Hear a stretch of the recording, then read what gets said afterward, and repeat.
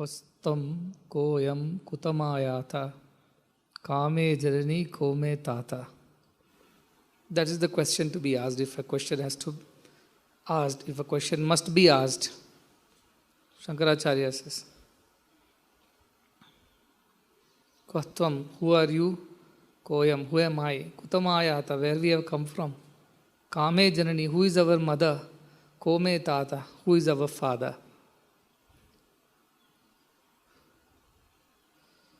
Iti Paribhavaya, having contemplated on these questions and found the answers from inquiry, self-inquiry, Sarvam Asaram, all this is essenceless. Sarvam Asaram, there is nothing in this. Vishwam Tyaktva Swapna Vicharam, thinking like this, believe that this world is just a dream. So there is no point in getting attached to it. Only when we ask questions, as he said, that's where the progress begins. But the questions that we have always been asking is outside us. Paranchikani, Yatrunat Swayambhu, Paranna Pashyati. Because it's been created this way. The God has created all senses going outwards. Tasmat Parana Pashyati, na antaratma. It always sees outside, it cannot turn itself inward. So all questions of ours are directed towards outside. That is science. All questions directed out towards outside is science. Kaschid Dhira, some discriminating person who sees there is more to life. It's not just the outside, there is something inside too. There is something more to what is being observed or experienced. There is something more to that. He thinks like that, Kaschid Dhira, some discriminating, courageous one who dares to question. It takes a lot of courage to question. Of course, it takes a lot more courage to give the right answer. I was telling in the morning, some people, our Upanishadic sages are so humble. Prashnopanishad, very opening, people are the says. Yadi Vidnyasyam, if I know, I will tell. Pavakshami, I will tell you about it. Means if I don't know, I am sorry. Somebody like Pipalada tells it to small 6 students who come with some basic questions. They are not asking some very heavy questions. Yet he says, if I know, I will tell you. So to ask questions, definitely it takes courage. To answer questions, and especially if you don't know the answer, and still accept that you don't know the answer, it takes bigger courage. So questioning and answering is our parampara from the beginning. But the question that must be asked is that of the Dhira, who turns his vision inwards. Avrita Chakshu, Amrutatvam Icchan, because he desires immortality. He is fed up with mortality. He is fed up with limitedness, fed up with the finiteness of things. So he is asking questions about immortality, infiniteness, unlimitedness. And such a person alone is a true questioner. While everybody has question, such a person who questions not just the outside, which is very common. Anybody can see outside and question what is this, what is that, who is this, why is this, how is this, where is this. All can ask. The question inside is the question that must be asked, which nobody asks. Why? Because Paranjikhani. All our senses have been created in such a way that they only see outside, and whatever they observe outside, they are so curious to know about it. Whereas what is inside, there is no time for it. There is no interest also. And unfortunately, there is nobody to answer also. So no way you can benefit from that. Even if you question, nobody will answer.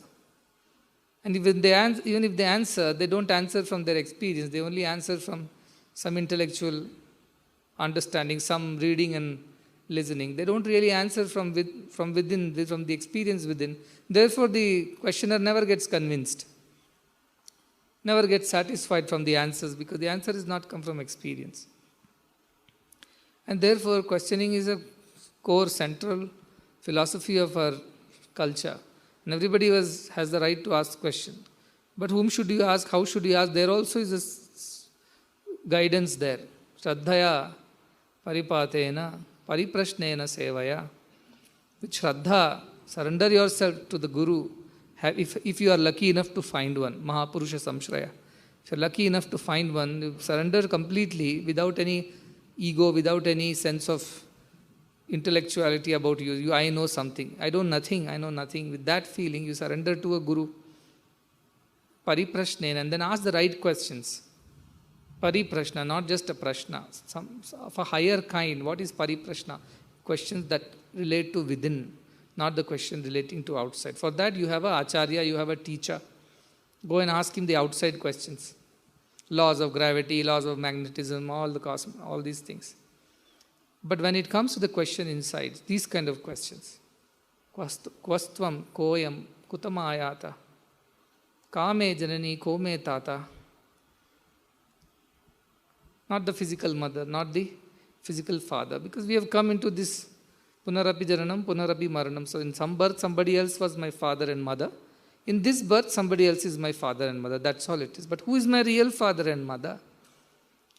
Who is the same in all births, again and again and again? Who is that? That is the question to be asked. Otherwise, it will be an external question. If you ask the physical questions, who is my father, who is my mother? That is a physical question. I am asking a spiritual question, the one which needs you to turn your gaze inwards. Then you ask the same question, who is my mother, who is my father? To the one who is born so many times, who has died so many times, who has had so many mothers and fathers over so many births, that is pariprashna. That must be asked, is what is said. That is the encouragement that we must give it to every child. When he asks questions about inside. But the most unfortunate part, as I lamented the other day, was no parents know about these. They haven't learnt anything. They don't know the answers to these things. And then if they direct them to a guru, and the gurus of today, they don't know answers themselves. Even if they know some bit of these questions which are spiritual, which are internal, they might have got it by reading or listening to something. But it is not out of their direct experience. Parokshanubhuti is there. Pratyakshanubhuti, it's not there. Who has never seen an elephant, how will he explain an elephant to a child? Who has never seen a red colored thing, how will he explain a red colored thing to a child? Who himself has never tasted the sweet, how will he explain what is sweetness to a child? So there the problem comes. Because the qualified guru, Ascharya Vakta, is not available. Even if there is a Kushala, I am Labdha, the one who wants to receive it is a Kushala, is adept, is deserving. Yet the one to tell this, Ascharya Vakta, Ascharya Gyata, is not there. The one who really knows the truth and therefore can speak from the experience is very, very seldom you find one like this. So therefore, in our Indian spiritual tradition, the Guru again takes a very central position, central place. Why? Because all these outside questions may get answered, but inside question there is no one to answer. But our Indian traditional system of education was so beautiful that it has a nice synthesis of both outside and inside. The Guru alone, single-handedly, even today, for every subject there are teachers, and then we have specializations, then we have specialized teachers. That one Guru was enough for all the subject knowledge, outside as well as inside. One source of all knowledge, all wisdom. And therefore one Gurukulam was enough. You didn't have to go take primary school education in one, kindergarten elsewhere, primary elsewhere, high school another, PU college in another place, then as per the specializations, your degree and your post-graduation courses in different places. You never had to go do that. Everything, one Guru was capable of teaching you everything, one-stop shop. So that is the Satyasai Gurukulam that I am envisioning. A time when one person or one place is enough for the entire learning that a man needs in his life or her life. That kind of questioning is a must. And first questions that one must ask is these questions. Before they start asking the outside questions, they must be taught to ask the inside question, the pariprashna they should be taught. Who am I? What is my real nature? If I am the body, it keeps changing. When I was a baby in the cradle. And then I grew up as a boy or a girl. Then I became a man or a woman. Then I became an old man and old woman. Then I become a dead man or a dead woman. Then after death, so I am gone? Or do I exist? These are the questions you must teach or make children think about. Otherwise, there is no point. That is not education, that is avidya. It doesn't take you anywhere. So vidya means that kind of questioning children should be allowed. It's a different story that children will not be interested initially because they have not been trained this way. Right? Because teachers also will not be interested, and the teachers that we talk about are subject knowledge experts. They are not the experts of the spiritual realms. Finding such people also is a great difficulty. Even in spiritual organizations, you may not find one. So finding in a regular organization is another task. So it's not as straight and easy as it appears to be. It will take several years of tapas to bring about this kind of learning and teaching, to transform and change the very method of education. Therefore, it is a long process to bring this about, because we need the right kind of questioners, the right kind of people who could answer this also. Both require preparation. So it's a method, it's a process, it will take some time. Unfortunately, we had people like this, we had those who could do this, but over hundreds of years of slavery and invasions, destructions, all those knowledge, all those people who are knowledgeable is lost. And today even small things we don't know about ourselves. We know so much about the outside, we don't know anything about our inside. That is the plight of the education in the modern times. And these questions must be asked, yes. Who am I? Who am I? Who am I? That is the question to be always asked. And everybody should encourage children asking such questions. Parents should not shut them up quiet or distract them, switch on the TV and a cartoon, say, watch this. And poor fellow has got distracted and forgotten about his question. Parents are doing a great disservice to the child.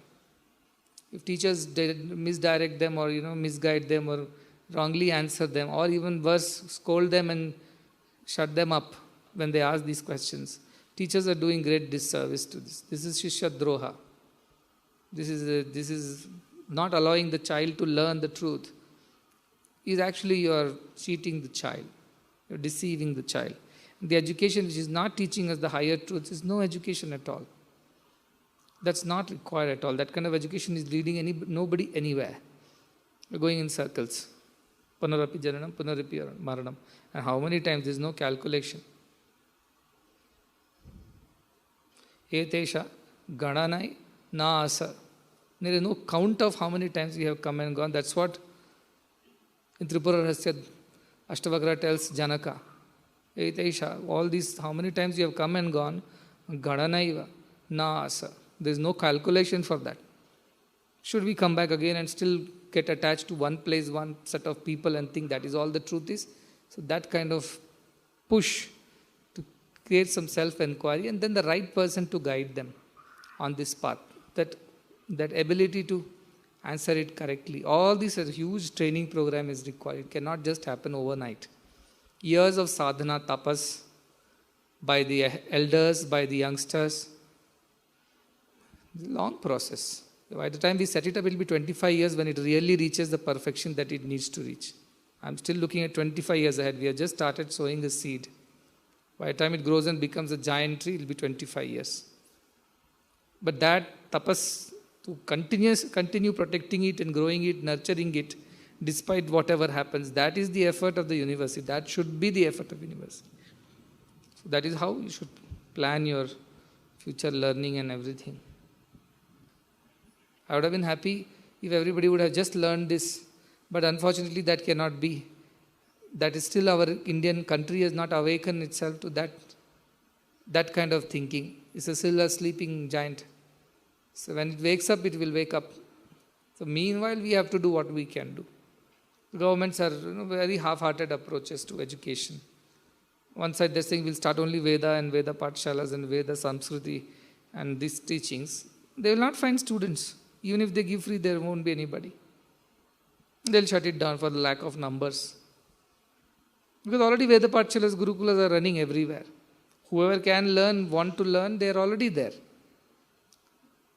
Then on the secular side, they want to talk about education which is of practical, market-oriented, job-oriented. That's also not going to lead anywhere. Because there are enough institutions doing that already. So what is the new that you are bringing is my question. There's no new in that. Simply turning upside down and showing this is the same thing. But the new in ours is that it's a synthesis of both, and very serious synthesis, not a lip service. Very serious synthesis of both, where people will sit and learn about all the Upanishads, Vedas, meditate, understand, at least get some glimpse of the truth with their own sadhana, tapas. And on the other side, they will also learn whatever the world knowledge of the material world is necessary for one to live in this world. Both they will attain. Not that our rishis were not aware of the knowledge of the world. He just now mentioned there is Ayurveda, Dhanurveda, Arthashastra, all kinds of things. They were all very practical knowledges, right? They taught people how to run a particular society, in the sense Arthashastra taught them that. There were laws of conduct, behavior. Then you had Shilpa Shastras. If you want to build a temple or anything like that, you have Vastu Shastras. If you want to do anything, Ayurveda was there to teach you about medicine, health. Sangeeta is there. Gandharva Shastra. In every field they had a knowledge. You have all the knowledge of the cosmos. You have astrology. So you had everything. They were not just sitting and only meditating whole day. They were quite a balance of both. That kind of thinking has to come back. That alone will save this. But it will take several years of sacrifices from the people who are at the helm of affairs. A tremendous dedication, one-pointed focus for this goal, and not getting deviated, distracted under other kind of pressures. It's a lot of effort. So I hope someday this dream will be realized, because none in the last 2000 years, none of the institutions have realized this dream. 2000 years back, probably the Takshashila, Nalanda and all those were there. Not even 2000, even older they were. They were there who tried this. But since then, nobody has succeeded in this. No one has succeeded. If at all somebody can succeed, if we put that kind of one-pointed effort, probably this is the opportunity. Otherwise, it's just lip service to most of the educational and spiritual institutions, though they put the names and titles of spiritual leaders that attracts the crowd of devotees and their children. But at the end of it, it is not really doing the service that it really is supposed to do. Lofty ideals, but lousy implementations. It doesn't work that way. So this is very important, and we'll have to do it slowly, steadily, one step at a time. And especially with youngsters now who are learning, and hopefully they will stay on this path without deviating. And they will take this parampara forward. That's what Shishyanuशासनम tells. Prajatantum ma vyavachedsihi satyanna pramaditavyam dharmanna pramaditavyam kushalanna pramaditavyam bhutyaina pramaditavyam deva pitrakaryabhyamna pramaditavyam. Don't deviate from this noble path of dharma, of satya, of deva pitrakarya, of teaching and learning. Prajatantum ma vyavachedsihi. Of all these wonderful things that you are learning in these institutions, don't let them just get wasted. Stay focused and continue this tradition, Prajatantam. This one generation to the other, it should continue. That alone can save us at the end as a world. Everything else is only leading us to destruction. Mahati vinashtihi. Today we were reading in Kenopanishad. The one who understands this, Iha, Cheta, Avijita, who comes to know about it, Avidita, I come to know about it. Then Satyamasti, for him the truth exists. Na iha cheta, Avidita, Mahati, not ordinary destruction. Mahati vinashtihi. Terrible destruction. The world that is, facing the destruction today in every sphere. Moral destruction, social destruction, economic destruction. Call it geographical destructions. All kind of destructions is facing. Only solution is Vedanta. It should get up and teach everybody this is the only way. Tameva vidvan amrutam yuha bhavati. You realize that you will become immortal right here, now, as you are. Nanya pantha vidyate ayanaya. There is no other way left for the mankind. There is nothing can save humanity other than this thinking, other than this practice of Vedantic thought that everything is one. But the unfortunate part is that the parents, the teachers, the social pressure, They will not permit poor little students to actually learn the truth. They are happy to teach them untruth and keep them blindfolded all their lives so that they just listen to them and follow their direction. They don't want the children to think independently. They want to plug their ears, close their eyes, and be dependent on the directions of those few who rule the roost. This is how you should do, making slaves out of everyone. Look at the beautiful human life, Atman. You made one puny, pitiful, bonded slave out of it. Out of that infinite Atma, Anoradiyan, Mahato Mahiyan. And what you made out of it is just a slavery. Slave bonded to the senses, bonded to the money or the fame or the position, to the desires, bonded to such pseudo relationships and the obligations that arise therefrom, bonded to the very idea that nothing else exists other than this. What a plight, what a misery, what a sad state of affairs in the current day world. And imagine 7 point whatever billion people we are, 99.999999% people are thinking this way only. Somewhere Kaschid Dhira is there, somewhere in one corner, who's thinking the other way. Everybody is looking outside, he's trying to look inside. Everybody asking questions of science, he wants to ask questions of spirituality. Everybody is turning towards the world, he's trying to turn towards God. Kaschid Dhira. How difficult it is for that Dhira. But if 50, 60, 100, 200, 500 are in the same place, Sanghe Shakti, that power of being in one company, in a group, will save them. One scattered here and there, they will be consumed by the world. But a group of them together will make great impact. That is why system of education and ashram are the right kind of environment for them to prosper. Stay in that strong company of each other so that each does not allow the other to deviate. Each motivates and holds on to the other. Even in the times of crisis, they all stick together. That is important. That is why Sangam Sharanam Gacchami. Buddham Sharanam Gacchami, Dhammam Sharanam Gacchami, Sangam Sharanam Gacchami. Be in a group of good people, Satsanga. That will give the power to retain these values and practice these values. Otherwise, what will happen? I told you, our Ashtavakra laughs and says, Bhrantasya Dashastas. The people think he's gone mad. Bhranta. He is deluded. Why? Because other people cannot understand his mental state. What is going on here? What are you doing with this institution? What is this new thing? They will understand nothing of it. But somebody, Bhrantasya eva dashastas, tat tadrisha eva janate. The one who is also like that person only will understand who it is. Meera will sing, Eri Saki Mera Dardana Jane Koi. Nobody understands my pain. Because nobody is like her. So how will they understand what is the pain of that Meera? Likewise, nobody understands all these things. Lip service, plenty of people do. But deep down, they all know they are not doing the good. The truth is not there. It is just a superficial, artificial effort.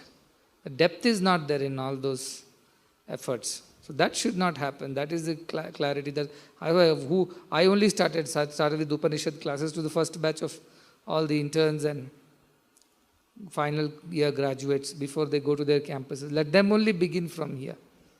Let them understand what it is. It's not that I realized it today. It is just you people are realizing it today. That's why we are starting the work.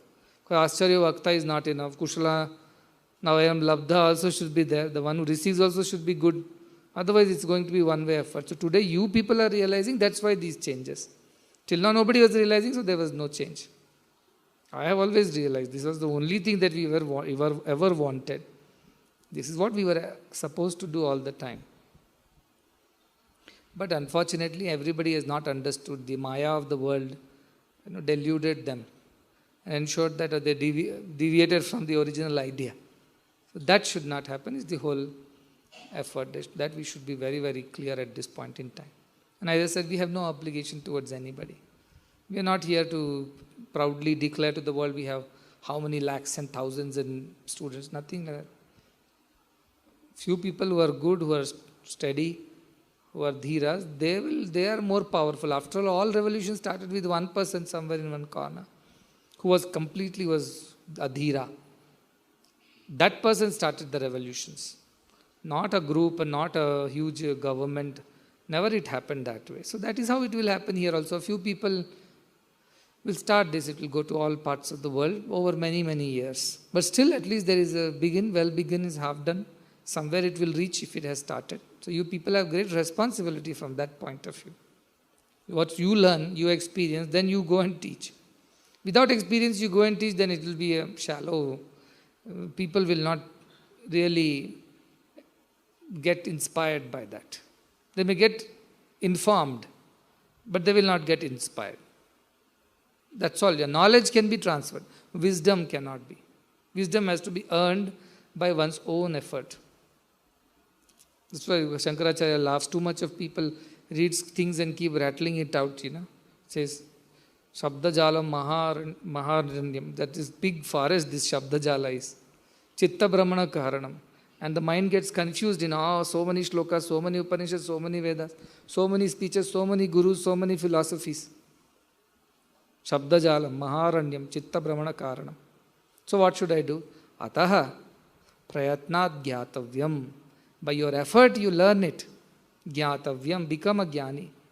Tattvajnai, tattvamatmanaha. That Atmana Tattva is there, you know it for yourself and become a Tattvajnata. Because just reading and writing and repeating is not going to take us too far. It is in fact a big forest where you lose your way. Has anybody been in a forest and lost their way? They will understand what I'm saying. Get inside a forest and you don't know which is east, which is west, all dark, and every road looks the same.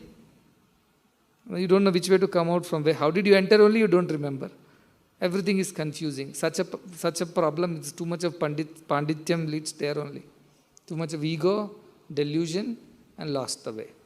So you should not lose the way. Focus should be there. That should be the way. Anyway, I hope you people are practicing some sadhana. I don't know how many people are really maunam.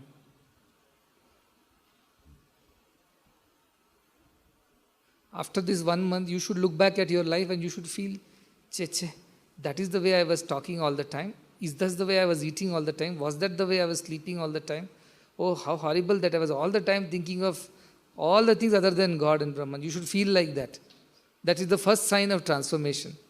What is the first sign? You should develop some kind of feel sorry for yourself. That all this while, this is what I was doing. What a sad thing. I didn't even realize I was running on the wrong road, climbing the wrong tree all the while. I didn't even realize. That should be the first reaction after your sadhana. How horrible, my God, these are the words I have spoken, these are the deeds I have done, these are the thoughts I have thought about. These are the people I have been engaged with. These are the activities I was busy with. Oh, how sad, how terrible. That kind of first disgust should come. That I did all these things, is it? That is the first sign that some progress is happening. If you still think, no, it's all right, and you found a nice little compromise between this and that, saying everything is Brahman, so all activities are Brahman, therefore there is nothing to worry, then you are again going back to Ande Naiva, blinded in darkness. So they have to develop that idea that no, this can't be life. So what if I was leading it this way so far? This can't be the way it should have been. You should develop that kind of dispassion from the old ways, old habits, old thinking, and give way for a new one. You don't have to punish yourself for that, but at least a realization is good enough. That it was not the right way, it was not the perfect way. Now I am learning how to be better. So everything should show the change. Their food. Food means everything is your food. What you eat from your nose, eyes, ears, touch, mouth, all is food. Therefore everything should undergo a change to sattvic feeling. Naturally, because inside nature has changed, outside also will change. From inside the change should begin. All the institutions, all the governments, policies, they are all affecting the change from outside. They're putting policies and thinking people will change because of that. Nothing changes. Real change, permanent change happen when it comes from inside. When you really feel, I'm deviating, I was on the wrong path. When that realization comes from inside only, they change. Otherwise, nobody changes. Somebody said, nobody changes unless they want to change. That is the truth. How much ever we tell them, how much ever we scold them, punish them, beat them, do what you want, they will not change unless they really want to change from inside. So how to affect that change from inside? How to make them realize? A lot of effort is required. Narasimhamurti said very lofty things, but the practical implementation you will know. Because it's not easy. The world that it is, it only wants outside, doesn't want inside. In that you want to collect people and teach them this. Then they should remain steady. They should not deviate away after their graduations. That's a huge process. So a lot of the inside of them should be completely transformed. Then only this will remain permanent. I was reading a story, a very beautiful story of one rishi called Ribu. Have you heard about Ribu Gita? It's a Ribu Gita. It also has a lot of Advaita in it. It's a Shiva Bhakta. But in that section of Shiva Rahasya Purana, there is one section on Ribu Gita, not Vibhu. This Ribu was apparently the son of Brahma. So he had one disciple, Nidagha, who was also son of a great Rishi Pulastya. But he was very worldly in nature. Anytime this Ribu will sit and teach him good things, he will listen, but again go back to his old ways. So eventually he left and married and had a family and things like that. But this compassion of the Guru, once he has taken the vow to save you, he goes all the way to save you. So he will visit his home in different disguise so that this fellow does not recognize him. And try to teach him, because the moment he sees this is the Guru is coming, this fellow is put off. See, that effort I am talking about of Ribu to teach that Nidagha, that he would change costumes and makeups to go to his place and teach him some more truth. And every time he'll go and teach something, this fellow is very impressed. He's a good man, but not interested in too much. He's happy with his upasana, bhakti, as most of us are. Comfort zone. So pushing him beyond jnana, this fellow does not want it. So this Ribu will change costumes and put on a new guise and go to his house or wherever he'll caught him. There were nice stories there where this Ribu, his effort to transform a Shishya, look at the effort. This Ribu, after many years, he goes looking for where is this fellow Nidagha, where is he living. So he finds out that he's living in one particular town, some particular place. So he goes there looking for this fellow. And he disguises himself as one very ordinary, a villager, a ruffian, not ruffian, a rustic kind of a very, the look is so such that nobody will recognize him and they'll think he's very ordinary and a fool or a useless man. So he took at the Guru, a Brahmagyani, he puts on a disguise of a ridiculous disguise just to continue teaching. His Shishya is running away all the time. When he goes there and he watches this fellow is standing and in one corner and he's watching the king's procession which is passing by. So he slowly goes and positions himself next to this Nidagha and asks him what is going on here. Obviously he does not recognize the Guru. He says, our king has come, it seems, to our town today. So this is the procession is going on. I am new, can you tell me where is the king and who are the others? Who is the king and who are the others? Then this fellow says, that person on the elephant is the king and all others are his ministers and people. Is it? So then he asks, but you have told me two things together, elephant and the king. So who is the elephant and who is the king, he asks. So this fellow looks at him and says that looks like this fellow is a big fool. He says, don't you know elephant is an animal and king is king, a man. King is above and the animal, elephant, is below, he says.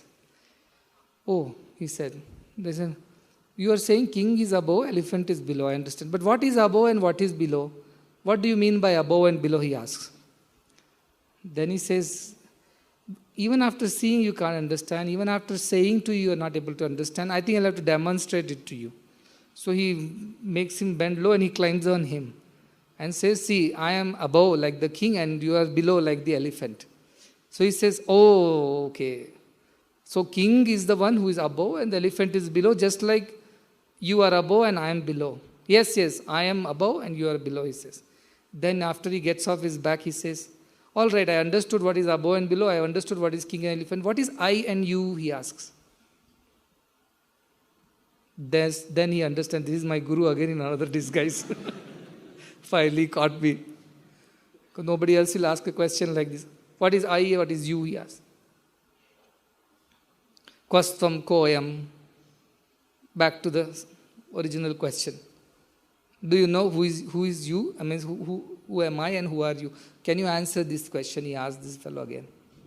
He says, no, I cannot answer. You have to teach me. Then again the Brihbhu Gita is there to teach him that how everything is one and not two. That all he had taught him earlier, but this fellow ran away. And he preferred to live in the society and the city and with a wife and children and a household. And not interested in learning this Brahma Vidya. Yet his guru, look at his compassion, Ahetuka Daya Sindhu, goes all the way, disguising himself as a rustic and asking silly questions, even getting the wrath of his own Shishya who gets angry. What kind of person you are? Don't you know what is an elephant and what is a king? Above, below, you don't know that much? No, I understand now. He climbs upon his guru and sits and shows this is how it is. And he says, that is fine. I understood above, below, I understood king and elephant, but I didn't understand I and you. Can you teach me about that? He says. That kind of effort will have to be required to start and run this Gurukulam. These fellows will run away, you have to run behind them and disguise yourself, come with new tricks, new ways to still keep them attracted to the system, to the idea, till they have finally understood that this is all that matters and they have to learn this. Till then you have to keep doing this. This is the fate of those who want to save the world. They have to carry the cross. That's how it is. So all this is very fine idea, very lofty idea, Gurukulam. But to make it really practical and actually being done, this is a big effort. When I ask this generation of young students, they're very good, very sharp, very keen, intelligent, observant, and they have a tremendous capacity to learn and absorb. So many blessings to this generation of youngsters. But at the same time, the shadow of the tree is also there. As big as the tree, so is the shadow. The curse that comes along with it, of ego, of attractions of the world, various distractions, that is also equally strong. That is the curse. That is the problem. That is where it is. I was telling somebody sent me a message, Swami, this particular student of yours is misbehaving. I don't know how to control him. I thought he's your student. By now you'd have become good. He was behaving quite well. Suddenly he has fallen in love with somebody else and he already is married. He wants to divorce and now marry that. I don't know what to do with him. Swami, you only have to save him. And then one sentence, these millennials are impossible. Mother is telling about her own son that this millennial fellow is impossible for me. I thought I put him in your school, he studied in your college, he now got married and everything was going fine. And suddenly he has changed his mind, he wants to marry somebody else and divorce this lady. I don't know what answer to give to the parents of this lady and what to tell my son, I don't know. Can you please intervene? I told I cannot do anything. Whatever he had to learn, I have taught him. Beyond that, practice is in his hand. What do you want me to do? Appear in his dreams. According to them, appear in dreams, scold him and he will listen. You think he will listen to me if I appear in his dream and scold him? You think he is going to really follow when he has already set his mind on something as silly as that? You think he is really going to change his mind even if I appear in front of him? Not going to change. Not going to change. That is why the external, nothing works external. The change should have come deep from inside. That this is the life I would like to lead. If I am stepping into a Grihastha ashrama, then I have rules and regulations, I have a lot of codes and codes of conduct, and I have to stick to all of them. If I cannot stick to them, then I better not enter this ashram dharma, because that is a huge demand on your time, energy, on your life. It's a huge demand. It's not easy. Somebody has said, why do you keep worrying all the time? Be happy, learn to be happy in all circumstances. You are not married, you can lecture like this, you marry and see what and then show me how can you be happy. It's difficult, many responsibilities come alongside. That is why some people are requesting, why can't we attend Kathopanishad? I said, see, the first train you have missed to learn Kathopanishad. The Brahmacharya ashrama is over when you are a student. Now second train will arrive when you reach the sannyas ashrama. So in between you have to be on your own. Follow the code of conduct, behave well, keep your mind, body pure, and follow dharma. If all that falls in place, then at sannyasa ashrama, we will meet again. That time we will meet again, that time we will talk again. But first train is missed, second train when it arrives of Upanishad train, I am not saying about the regular. That time we will meet again and I will teach you. Meanwhile, you have duties to perform, you have wound yourself that I taught till the fourth ashrama dharmas are there. And on that, 2 are to get in and 2 are to get out. Getting in is from a brahmacharya, you get into the grihastha, you have got into the world now. Vanaprastha to sannyasa is to get you out of the world. The way you wind yourself into it, that same way you have to unwind yourself also at the end. But with so many things already in your mind, so many other responsibilities, it's difficult. Viralohi Mahashaya, they say, 1 in millions will be like that. Because that person will get steadily confused with this whole thing. If he develops dispassion and detachment, his wife will be in trouble. His children will be in trouble. And I will be the cause for all that. Rarely you will find husband, wife, children, everybody in the same boat. Rarely. So best time is, that's why brahmacharya will learn. Otherwise like him, he's brahmachari, sannyasi, both together. So because that is the last opportunity to learn before you are going. So that is why the first opportunity to use, otherwise you'll come in the last. Nevertheless, you can learn. Learning is open to everybody. This knowledge is open to everybody. You keep putting effort, but then your demand, the duties are there. They have to be followed. The obligations are there, which you have taken upon yourself consciously. You have taken vows consciously. And therefore, you have to follow that. And this kind of thing. And suddenly, halfway through, you develop dispassion, detachment, and say, I don't want all these things. I think in one moment of something, I took upon myself, then this lady like this devotee is praying, and I will now have more messages coming from all around the world then. That you look at my son, he heard your Kathopanishad, and now you look at him, what has happened. But those who have an opportunity, they can learn. Otherwise, sannyasis must learn. Because after that, there is no more time left. See, at least that is the last final opportunity before you can redeem yourself. Otherwise, starts again. Who is mother, who is father, will start again. The whole story will restart. So that before such a time comes, one must learn. That is why Kathopanishad says, Iha, in this world one must learn. If in this world, Iha chet, if in this world he learns in another world, after having left the body, you become ghost, and then you realize, oh, all this is nonsense. What did I do? Nothing you can do about it then. It's over. So the only other opportunity is again you get a birth, which we don't know what kind of birth. It could be sthanum also. For all we know, you might be a tree, helplessly watching. We don't know. This is the only time. There's no... Don't worry, don't think about what is future, don't worry about what was past. Whatever is in your hand, it is now and here. The one who uses it well will benefit. Satyam asti. He will realize that truth exists. The one who doesn't do that, mahati vinashtihi. He will come to terrible ruin.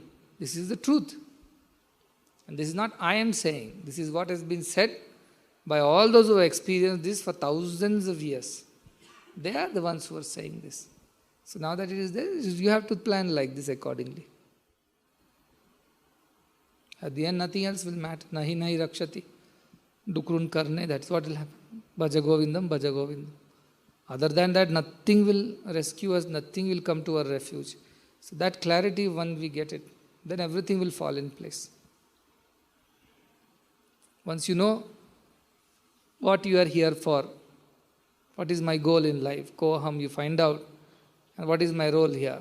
Suppose you are appointed as a teacher of physics of 9th class. The moment your appointment letters mention, you are the appointed lecturer for 9th class physics in the CBSE school. Do we need to explain more to that person? He knows, okay, I have to teach 9th class physics, so he knows what he has to do. He has to go get the 9th class books, read up and prepare his lesson plans and come to the ninth class only, not go to the 10th or not go to the 11th, not read chemistry, not read biology. He knows, once he gets the idea, his appointment letter carries, you are selected as the teacher for the ninth class physics in CBSE. Finish, all his clarity has come in life. He is not going to ask you, should I go to 10th or 11th? He'll say, look at your appointment letter. Oh, it's 9th.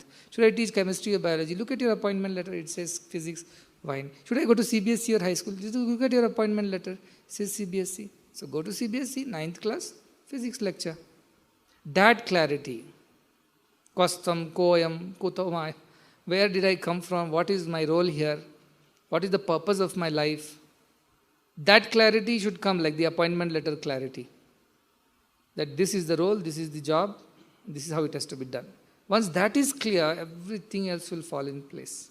Unfortunately, all the children are taught, you grow up, before they're born, parents have made plans to make engineer, doctor, whoever out of them, and the moment they see this fellow is not going in that direction, look at the trouble at home. Isn't it? So much. People get shocked when children want to take some other thing according to their choice. They come and beg me that you please change his mind. I told, if I had to change mine, I would rather change your mind. Why should I change that poor fellow's mind? They beg me. It's so sad that, please Swami, give him buddhi, he must join IIT, he must get this, he must get that. I hear all these things and I just, within myself, I laugh saying that, you have gone and fallen into the ditch, you will drag him also along with you. Unfortunate that he's born to you, what can I say? On top of that, all right, let him study, let him practice hard, what can I say? Beyond that, I cannot say. If I interfere more than that, then they will get upset. So to say, I am everything, but don't interfere in these aspects of my family decisions. What my son should study, and then what can I say? I also remain yanta matramuna. As much you think of me, that much only I am for you. So this kind of pseudo bhaktis I have seen enough. Time for jnana. This karma, upasana, enough.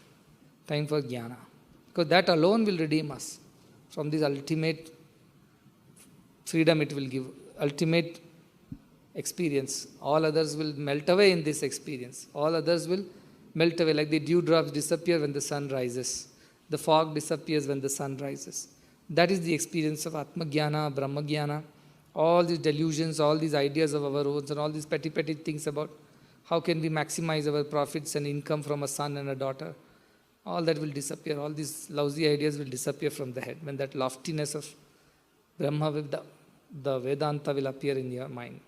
That is the effort everybody should put. It's a warning for both children who should stick and not deviate, not especially like this Nidaga who runs away every now and then Guru has to go searching. And so much tamasha Guru has to do. Changing costume, Shirdi Sai, Satya Sai, this Sai, that Sai, and still run behind the same. And try to impress him with new ways, new ideas, still try to attract him to spirituality. How much trouble to that Guru? That should not happen.